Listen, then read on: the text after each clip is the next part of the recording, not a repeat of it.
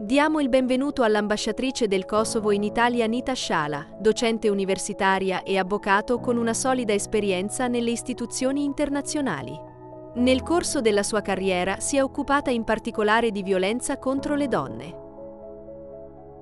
You've been active in the Women, Peace and Security Project. Can you tell us about your experience with it and what were your most fulfilling moments and achievements you recall? First of all, thank you very much for this opportunity. I'm very, very happy to be having this discussion, this interview with you today. And how was I drawn? I was born in Pristina, and when I was a child, Albanians of Kosovo were subjected to serious violations of human rights, which later on, during my youthhood, developed into a very oppressive war, which caused human damages, infrastructural damages, and basically was the worst that humanity can do. Uh, I come from a family of lawyers. My father was a lawyer, my grandfather as well, and also political activists. And as such, basic human rights, the equality of everyone have been values that have inherently accompanied me in my throughout my life. I was drawn to the topic because I was born in Kosovo. I was drawn to the topic because I studied law and decided to pursue a career as initially international lawyer, then professor of law, and now in the diplomatic field while serving my government as ambassador of Kosovo here in Italy. Um, as such, it began with the International Criminal Tribunal in former Yugoslavia, as I was working in the office of the prosecutor in two cases, one of which was specifically connected to crimes committed in Kosovo and against Albanians of Kosovo. And then uh, and as such, even the WPS agenda has somehow accompanied Kosovo also throughout these post-war paths. It began with local organizations led by women, which sustained the agenda. It emulated, then it evolved into a national plan on women, peace, and security in 2012. And since 2022, the President of the Republic of Kosovo has been hosting on yearly basis the WPS Agenda Forum. And I've been part of these forums held in Kosovo, in addition to my professional and academic work as a female involved in peace building, involved in researching the transitions between peace and war and the interrelation of the two.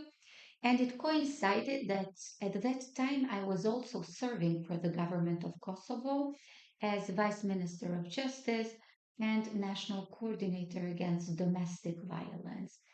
And in that role, I had direct contact with women, I had direct contact with the topic of violence against, based on gender.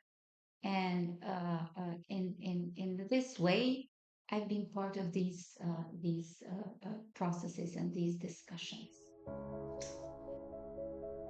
You are founding curator of Global Shapers Tirana and president for Kosovo of Albania of Global Dignity.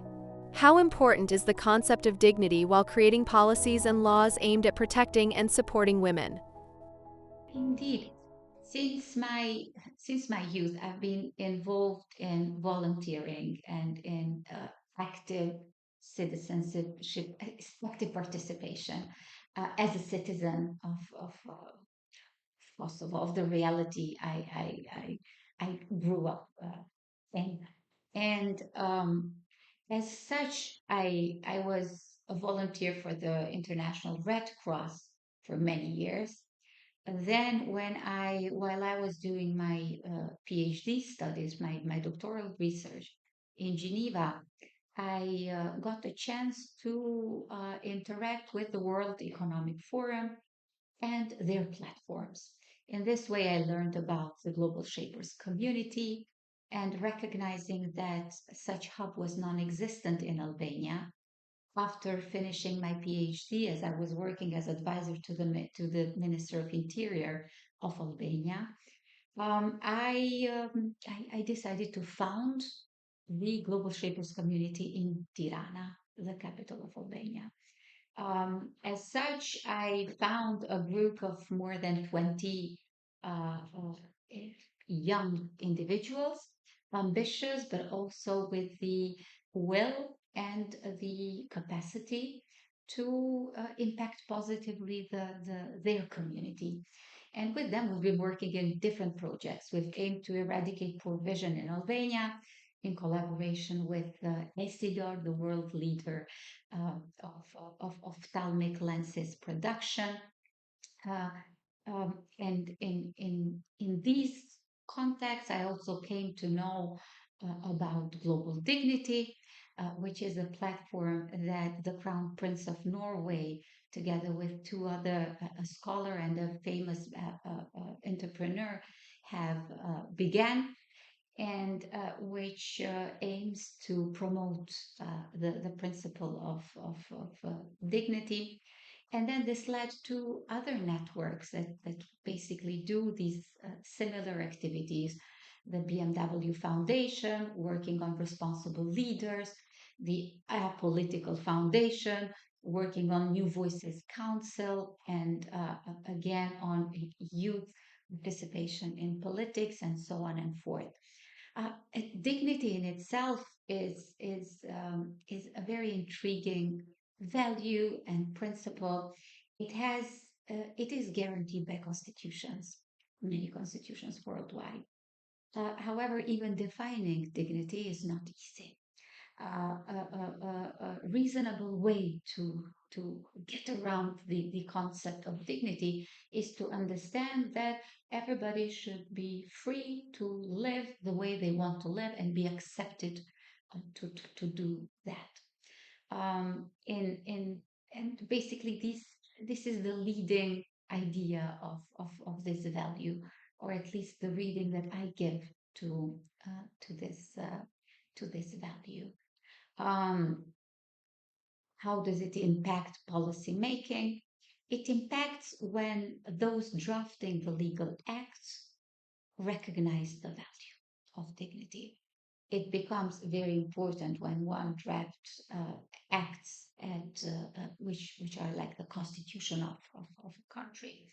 But it also becomes valuable when drafting the National Act criminalizing domestic violence, or the National Act regulating equality in a specific country.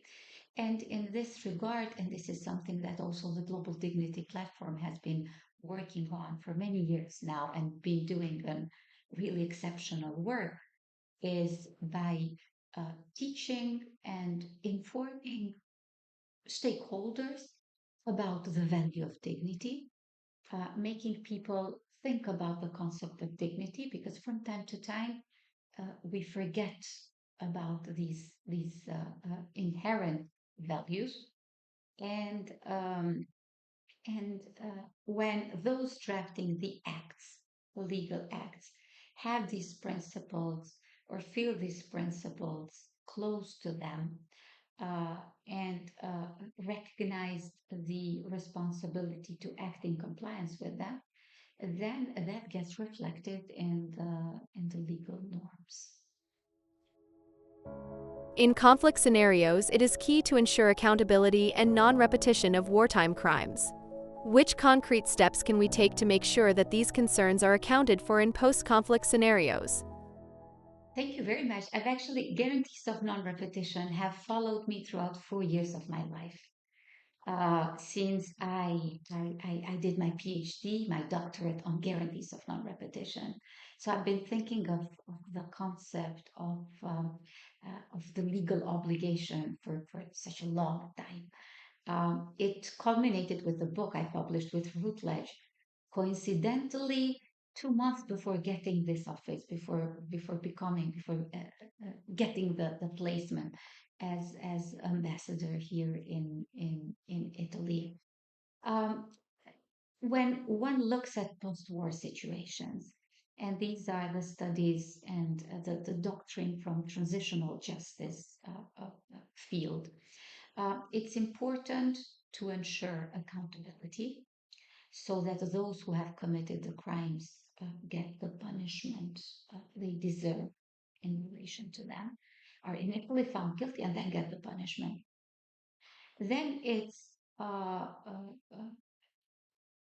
reparations, reparations to the victims, the right to truth, which is victim centered in itself and ensures that those who have sustained the violations get a confirmation that those violations really happened.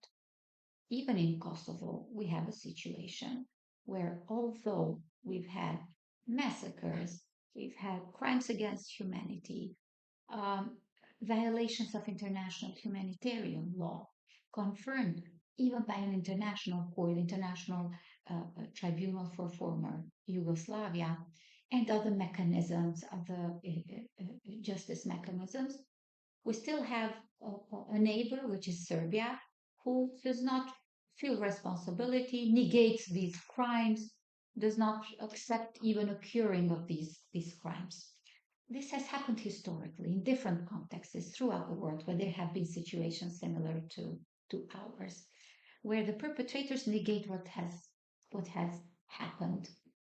And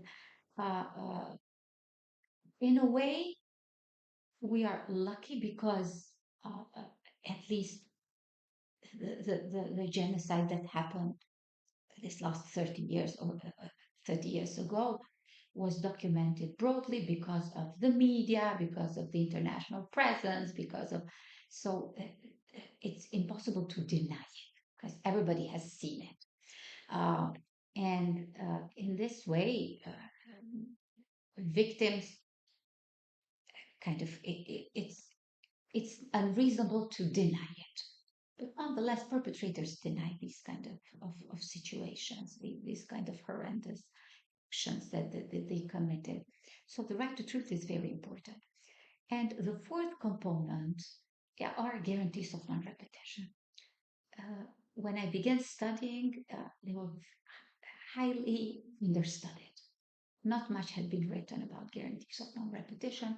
So what I did, I looked at the obligation of guarantees of non-repetition under public international law, which is the law between states, and went through and read various note verbales that were circulated between governments historically back in time when something happened to the citizen of a specific country in the other country, and this country where the violation happened uh, accepted the guilt and also gave guarantees to the victimized country, the victimized state, that that act would not be repeated.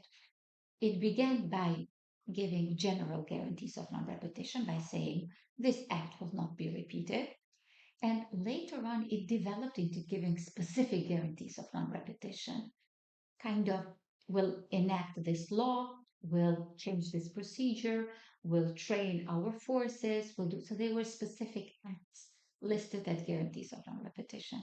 So what I basically did during my PhD research was not only look into these developments, but also give a proposal as to what could be done in post-conflict situations so that violations won't be repeated. And accepting guilt is one of the guarantees. Then ensuring, creating mechanisms to ensure that it will not be repeated is either by enacting specific laws or by changing a course of a procedure.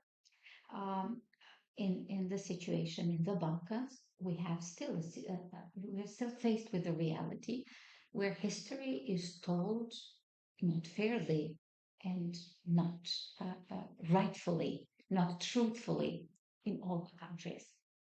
And as such, looking also at history books and revising how history is told, how a situation is told, is also a guarantee of non-repetition. So basically, the list of guarantees of non-repetition is vast. Each contest can give rise to specific guarantees, and and this is something that I've also made sure to convey in my book is that there should be a willingness from the offending state to ensure to not to not to not get into that situation once again, to not repeat those what has happened. And once this willingness exists, then there's many mechanisms that could be put in practice that will effectively ensure non-repetition. Your experience with women's issues includes criminal justice law and gender-based violence. How is Kosovo doing, and how can we export countries' micro-experiences on an international level? Uh, It's um, it's interesting. I went back to Kosovo in 2020. It was right before COVID, actually, to serve as Deputy Minister of Justice, tasked with the justice reform. Uh, when I got there, and during my first 2 months in office, I was instructed. I was actually given the duty by my minister and prime minister to take over and the role of the national coordinator against domestic violence. I had been familiar with the topic, but I needed to know more, to learn more about the context of Kosovo. uh, Academia, the research informs that post-conflict countries have a higher prevalence of domestic violence cases and gender-based violence cases in general. So that's the starting point. We knew that these statistics would be relatively higher compared to other calmer contexts, less shaken contexts. Um, then what helped me was that in Kosovo there had already been in place mechanisms of data collection. So we had data from the police, the victim defenders, the prosecutor, the judges, the shelters, which were integrated into an integrated system. And this is an advancement that not many countries have with regards to data collection. Um, as such, this was helpful because on daily basis, I would look at statistics. And statistics give an idea about the current situation, give an idea about the trends of perpetrating, give about an idea about how prevalent it is, and also when coupled with uh, qualitative research, which is research based on interviews, then they give an idea, they give information about risk factors. And as such, I was interested to understand these risk factors related to the context in Kosovo. We've done this research and we understood, highlighted different risk factors. And when comparing to other contexts, it are more or less the same, similar risk factors leading to these cases. Um, uh, it begins with the lack of equality of women and men in the context of the family. if there's gender discrepancies between how one treats a man and how one treats a woman, it will eventually lead to a situation where the man will eventually consider himself superior to the wife in the house and feel entitled to a certain way of action. This, when coupled with a predominance of violence, then it turns into domestic violence. And when, if that person is overly aggressive and has access to a weapon, for example, then it could lead to femicide. The person could even kill the victim. Uh, so, in this context, I think that with regards to data, data collection, data processing, Kosovo sets a very good example in terms of the response of the authorities towards the phenomenon. Then this has helped me as national coordinator to implement policies which are adaptive and which would be effective in responding to the situation. We've also one of since we're signatories to the Istanbul Convention, I've also asked while I was in office a revision of the Grevio Commission. They came and analyzed the system in Kosovo. A specific commission came and gave us recommendations how to improve it even more. I was also looking at specific policies that have worked as well elsewhere that could be interesting and positive for Kosovo. And I think we could be one of the first countries in Europe who have adopted the criminalization of violence against women in political life.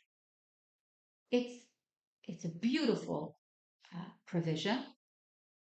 Being a professor of criminal law and teaching the criminal code constantly, I mean, for quite some many years now, for me, it was a project of great importance. And I've collaborated with the NDI, the National Democratic Institute, which is an institute, an American institute, led by an impressive woman in Kosovo, Nancy Soderberg, an exceptional woman, and in collaboration with her team and with the Parliament of Kosovo, with the local organizations, with different stakeholders, we came to the conclusion of including the violation, the sentencing, the provision of criminalizing violence against women in political life. And that means criminalizing hate crime, which happens online, criminalizing and also in person, criminalizing situations where women in governmental position or also leading positions on non-for-profits get subjected to violence in order to give them an additional guarantee. So in this regard, I think Kosovo is an example that has a lot to teach, either in terms of emulating beautifully policies that have worked elsewhere, as well as bringing about perspectives, new perspectives on how to respond to different phenomena, including the gender-based violence.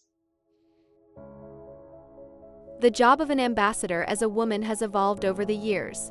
Why is it important for women to be actively involved in diplomacy and mediation?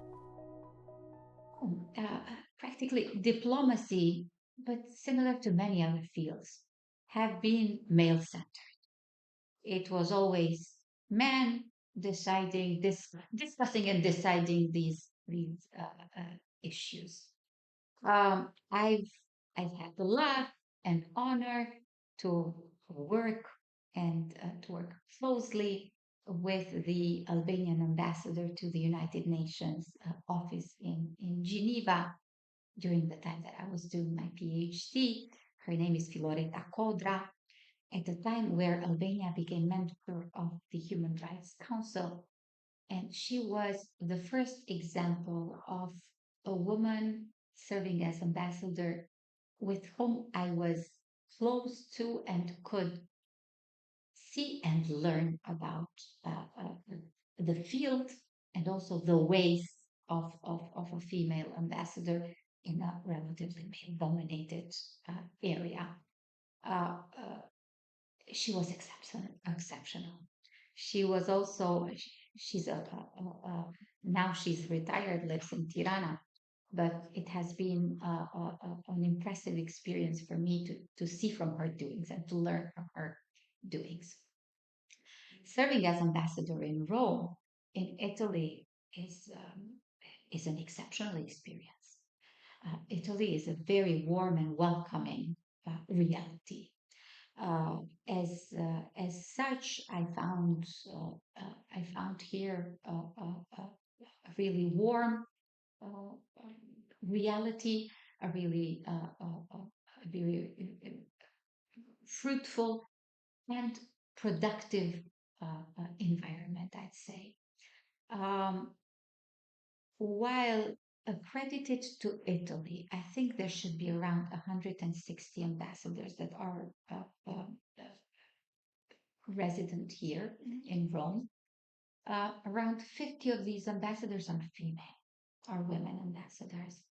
And here is also active a group which is led by the Canadian ambassador, and it's the group of female ambassadors and also female uh, leaders of missions. Um, and I found this network also really interesting in itself.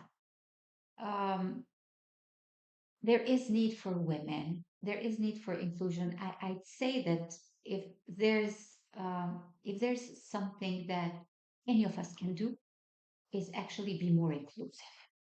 Uh, the more perspectives we have, either from a different genders, like the females in the discussion, from different age groups. I've also lobbied a lot, even with my workings with the global shapers, to include youth in the tables of discussion, specifically in policies which affect youth directly. As such, being more inclusive makes the discussion more fruitful, more beneficial for everyone. And as such, an increased number of female ambassadors serving everywhere in the world, uh, I'm sure will impact positively different processes, political processes, uh, discussions, negotiations, discussions where countries don't recognize each other, or countries do not yet have diplomatic relations with each other, and also processes where multilateralism is needed on a decision making. 25 years have passed since Resolution 1325. What would you consider to be the biggest achievements, and where can we still see improvements, both nationally and internationally? The WPS agenda has impacted greatly, very, very much different contexts, and also at the national, at the international level. I can speak with relation to Kosovo. It impacted in 2012 to develop the national plan, which recognized women as key players and as players that needed to be involved in the discussion, in the decision making, and so and forth. And in a way, it has impacted the reality in which we find ourselves today. Uh, in in the case of Kosovo, we have a female president, which is the second female president that we have in a relatively short period since we declared the independence. And then with regards to the representation in the government. We have two vice prime ministers, which are females. We have different ministers, female ministers in our parliament. Although there is a quota for women, the representation in the parliament has surpassed this quota. So people, our citizens, have opted to vote women as MPs, and I think that the WPS agenda has had an impact also in this regard. Same as in the international level. Now, there, if nothing, there is an awareness of the need to include women in peace processes, in peace negotiations, in other discussions.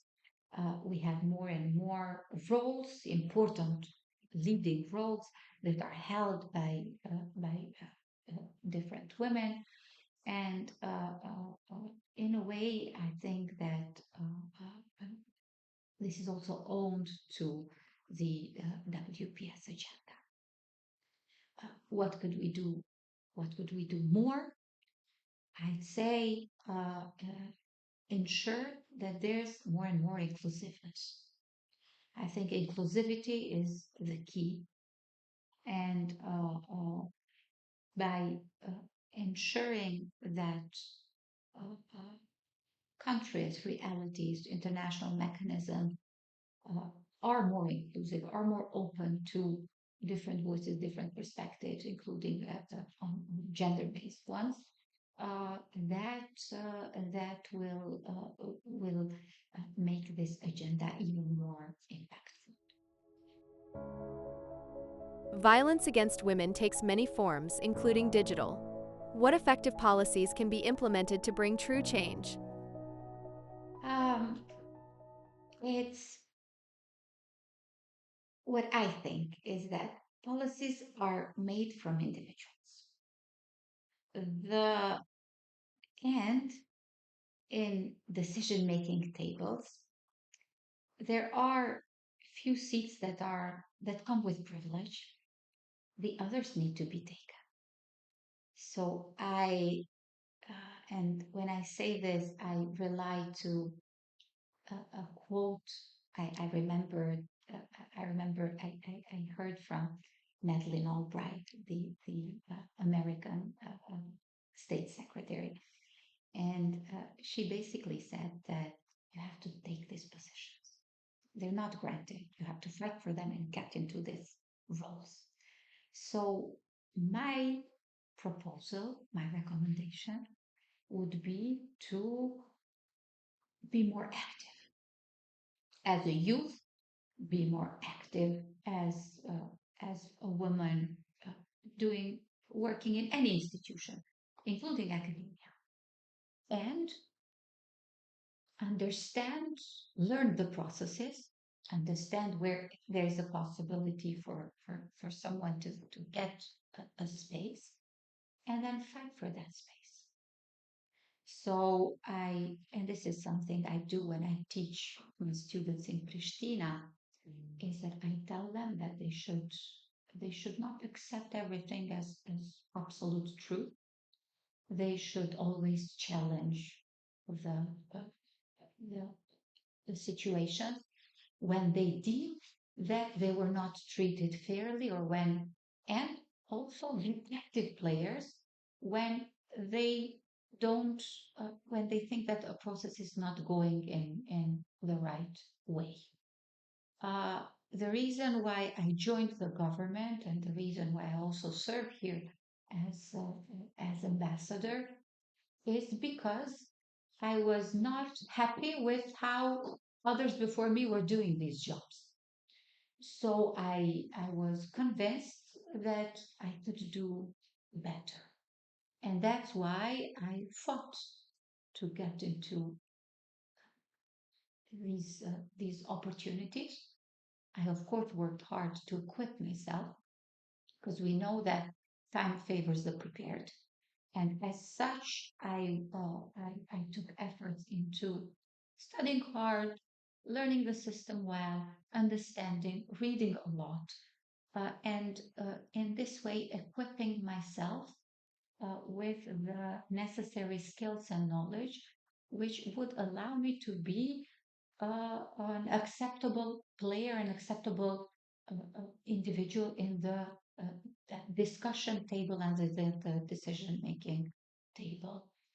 Um, I incite everyone to become an active part in the political life and as well as do their official duty of voting and expressing their opinion and their willingness as to who is the most suitable person that would represent them in the case they really don't feel like stepping up to the role.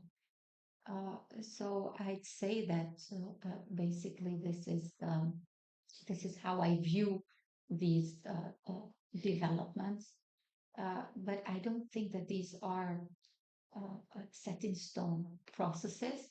I think that there's always possibility for more and more individuals to become part of the political life, of the political discussion, and in this way shape the situation, the current status quo.